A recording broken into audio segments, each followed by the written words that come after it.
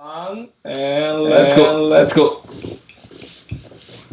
Hello, everybody. Welcome to the very first AppConsult podcast. So I'm Robert Evans. And I'm the technical lead of the Windows AppConsult team. We are an international team. We're virtual. We're spread out. And I hope everybody is staying safe with the COVID-19 scare. Anyway, so we are kicking off this new format where we will share some technical information, some demonstrations, and we'll have a guest speaker. And so it's very exciting. Our team typically works with external partners in the field, and whether an Azure team and a Windows team, and we work with some of the new technologies as customers are adopting them. We help them figure out issues. And so that's really going to be the focus for these podcasts where we'll use some real world customer examples, bring in some code demos, things to show, share with you. And I really hope that you enjoy it. Welcome. Hello, everyone. Yeah, we have Mark Flogus. We have Mark Mateo. Who's next? Mark. Sure. So Sorry.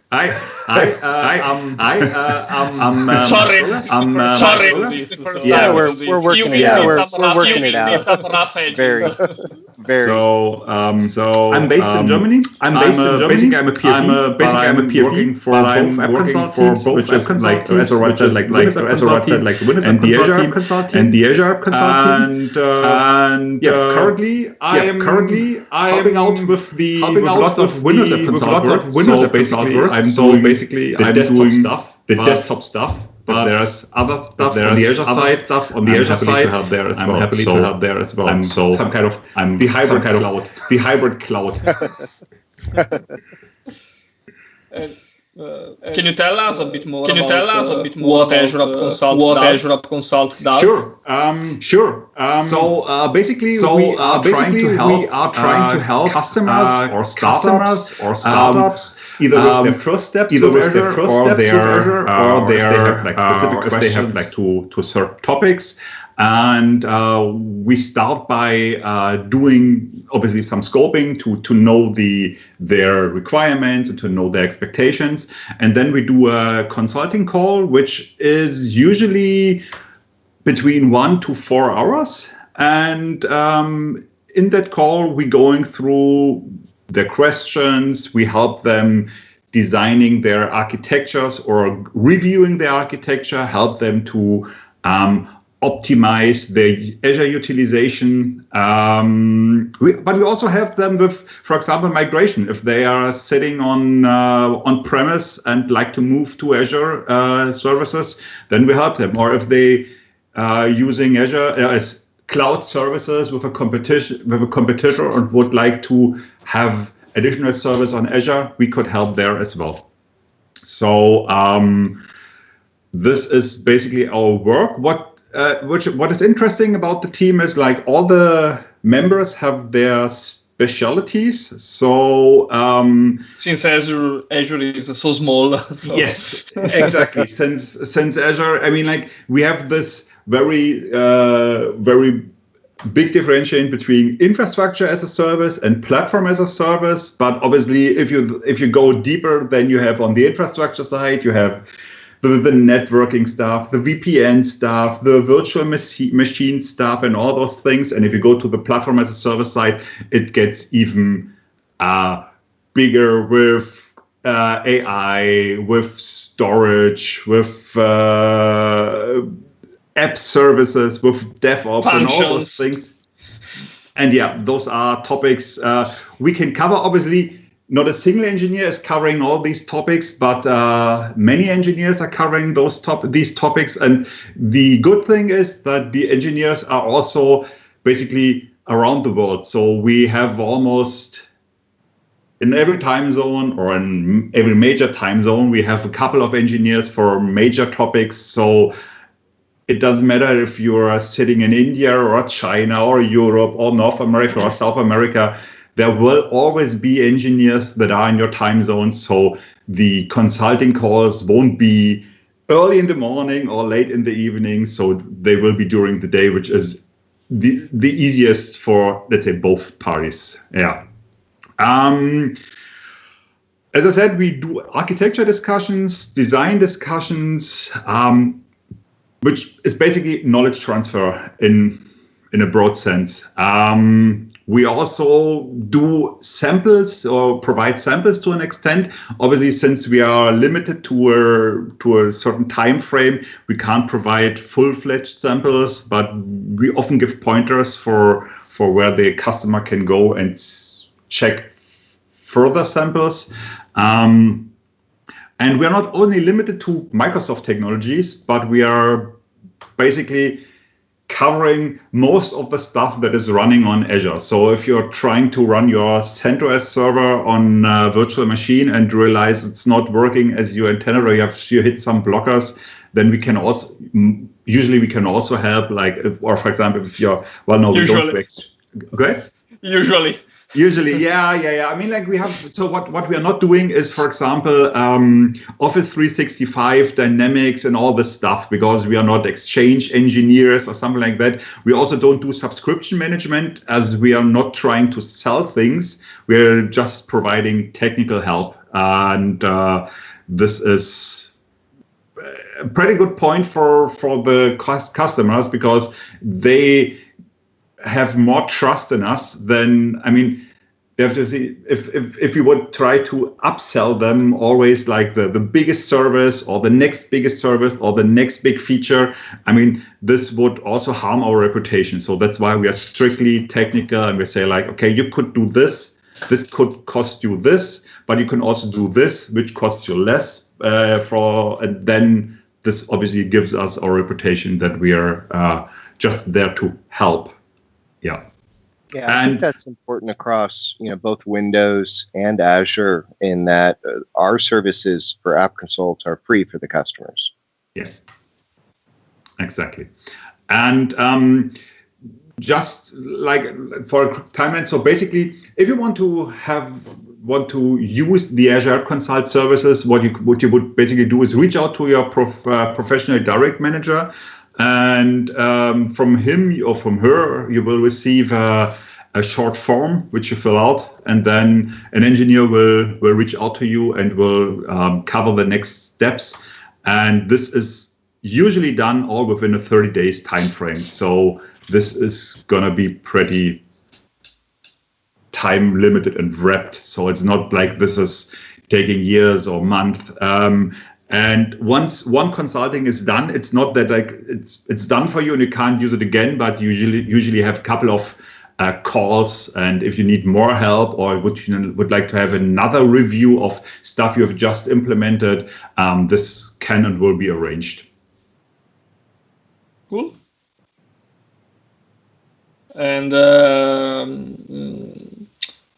which is one of the, I know that Azure is big, but which is, for example, one of the most interesting technologies or scenarios that you're seeing these days during the consultations?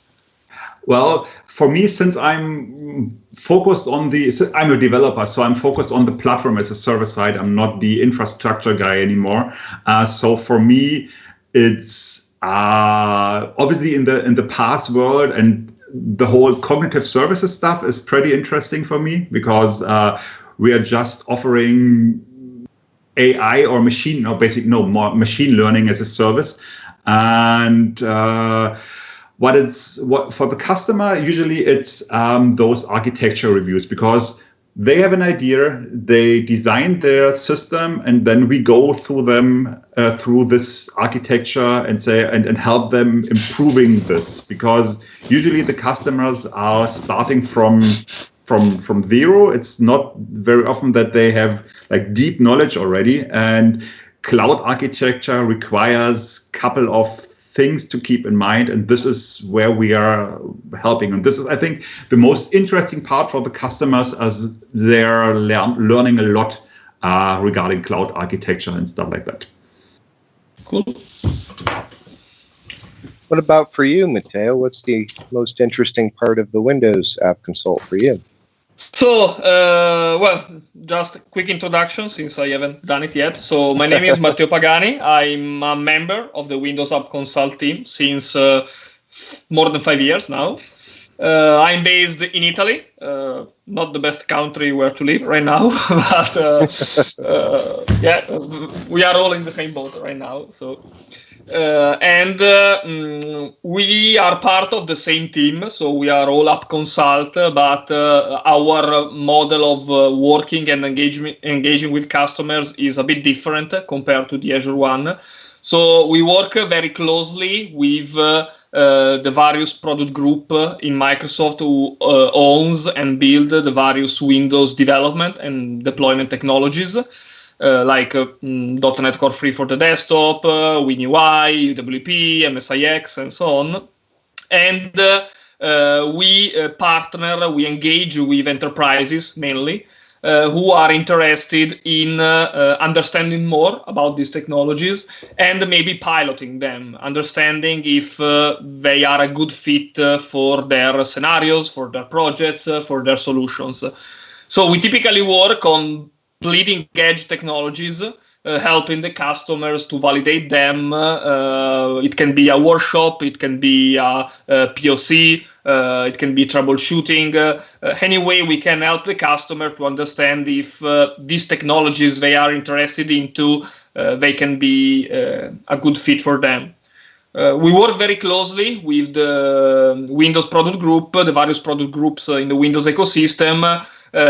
So we work, some of the projects of the most interesting and common projects we work on are MSIX packaging. MSIX is is the new packaging and deployment technology in Windows 10, and there are a lot of enterprises who are interested in adopting it, either as IT pros or ISVs. We are working on .NET Core migration. One of the biggest new features in .NET Core Free is that the team has introduced support for Windows desktop applications. So now you can build the WPF and Windows Forms application with .NET Core. .NET Core is the future of, and the new .NET 5 is the future of the .NET ecosystem. So we have a lot of customers who are interested in moving their .NET framework applications to .NET Core. It's a similar trend to what happened in the past years and still happening on the web side. So many customers who are building ASP, who have ASP.NET applications who are interested in moving to ASP.NET Core.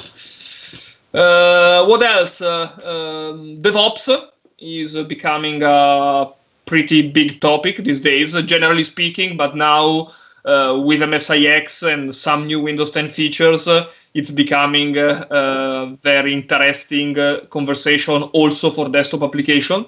So we have customers who want to be agile also in the desktop ecosystem. WinUI, it's another interesting technology we are working on. The UI library to build Windows rich UI applications with the Windows 10 interface. And lastly, another technology we cover, which is fairly new, is React Native. React Native is not fairly new per se, but we have recently launched the Windows support. So you can use React Native to build not just iOS and Android experiences, but also native experiences for Windows. So these are pretty much the activities we do in Windows. We have also one important part of our team is also knowledge sharing. So all of us are pretty active in blogging. We have an AppConsult blog, and we are also, or I should say, we were also very active in the events and conferences space. Usually, if you have come to one of the major Microsoft events like Build or Ignite, the Ignite Tour, you have probably saw one of us there staffing the Ask the Expert booth, delivering sessions. as you can imagine, conferences and events are not really trending right now. If you follow the Microsoft announcements and the Microsoft ecosystem, you'll know that all the FY20 and FY21 events have been converted into digital. So the next Microsoft Build in May will be digital. The next Microsoft Ignite in September will be digital. For obvious reasons, with the whole COVID situation, doing mass gatherings of thousands of people from all around the world is not a great idea. So yes, you will see us less involved in physical events, but we will try to make up with virtual events, virtual activities. And actually, it's also one of the reasons why we have decided to kick off this podcast, this video podcast experience, because we want to find new ways in this new world we're living in to reach customers, to reach developers, to share our knowledge. The episode today was informal, just to kick off this podcast and to share what we do. But don't worry, in the next episodes we go into the technical stuff, and many of the technologies we have mentioned today, both from my side as Windows and from Mark's side as Azure, we will cover them in details. We will talk about scenarios. We will talk about how they work. We will have guests. So stay tuned, because you will find interesting content, I hope. One quick question. How would I, as a customer, a potential customer, how would I reach out to you and request for help? That's a good question. So we support a program by Microsoft called the Windows Enterprise Developer TAP.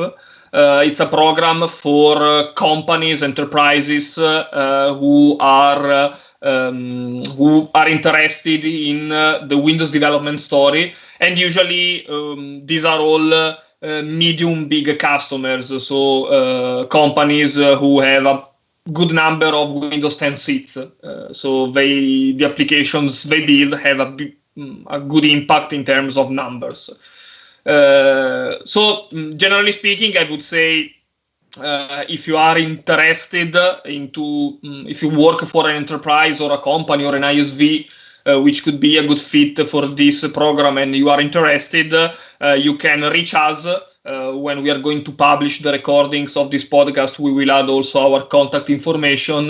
You can reach us, and we can, if we identify that you are a good fit for the program, we'll be more than happy to onboard you. Mm-hmm. Yeah, and I would add to that too. If you already have a Premier contract, if you're an enterprise customer, then you can ask your technical account manager and just tell them, hey, I've heard of this AppConsult program, and we're doing some bleeding edge stuff with Windows development technologies. Can you help us out? And your technical account manager can help you. Remember, our services are free. It won't bill to your contract, but they can help you set that engagement up as well.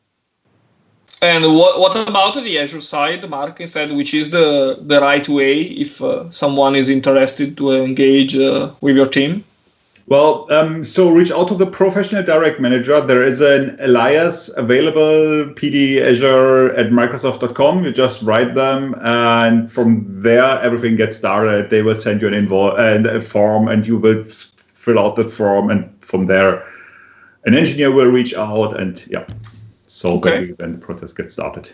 And obviously, this is also free of charge. So this is also a free service that's therefore to optimize your Azure experience.